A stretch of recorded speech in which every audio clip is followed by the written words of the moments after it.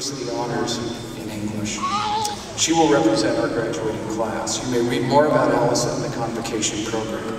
The student speaker is selected by the Dean's Office from among nominations submitted by the chairs of each of our 8 departments. We are pleased to offer you a sample of the fine skills developed by all of our graduates. Following Alison's remarks, we will enjoy an organ solo performed by Professor Walter Whipple. He will play Concerto in A minor by Bach, Allegro movement, after Vivaldi. Alison.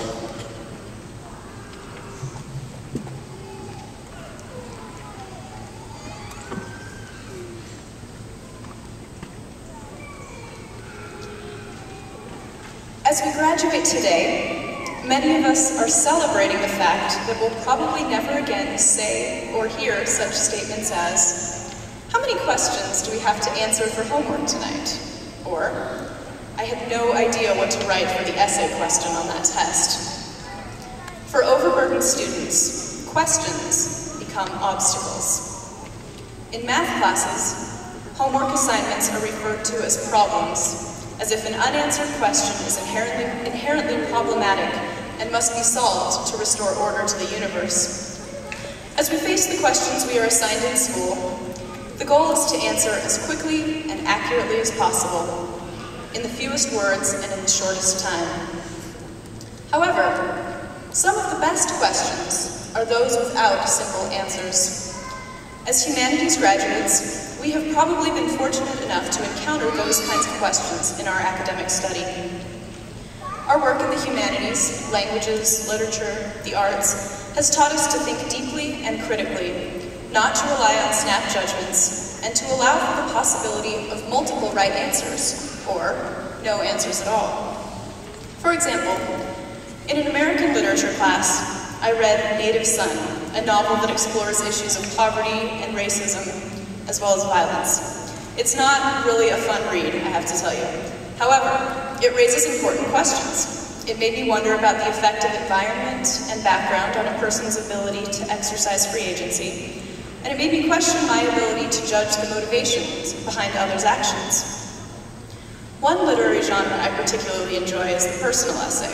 It's a form of creative nonfiction in which the writer explores questions or experiences, essentially taking the reader through his or her thought processes on a particular subject.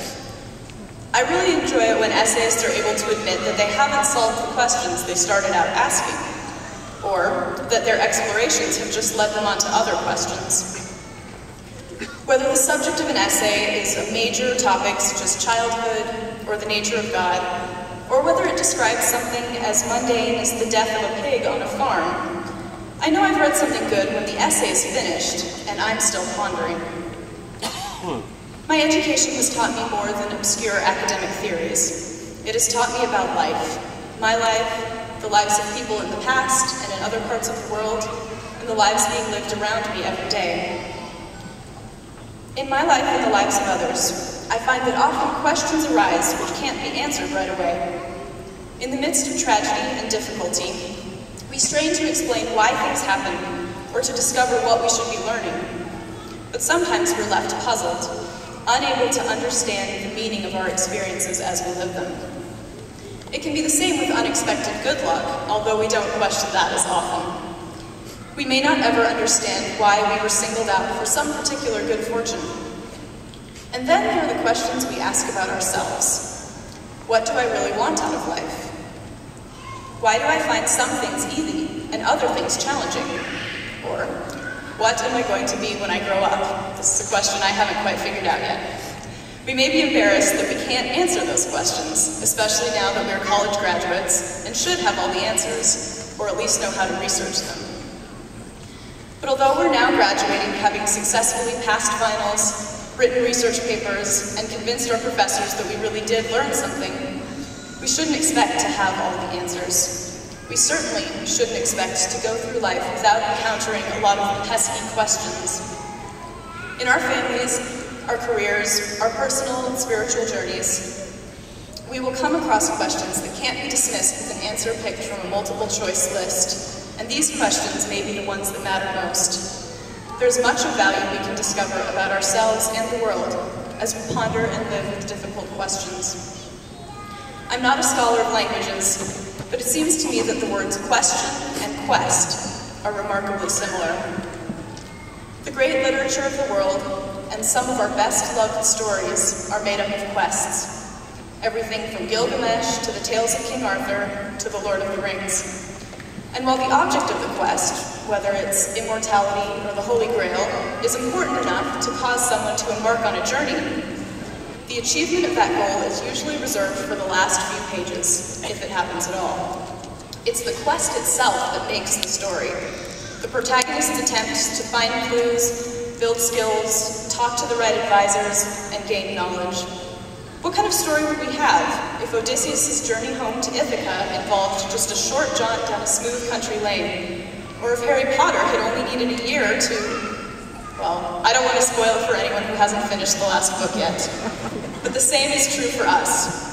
We may wish we could skip right through the process of asking questions, pondering and searching, and get right to the answering part. But the stories of our lives are written during moments of uncertainty. Times when we just have to keep moving despite having unanswered questions. The poet Rainer Maria Rilke wrote this about questions. Have patience with everything that remains unsolved in your heart. Try to love the questions themselves, like locked rooms and like books written in a foreign language.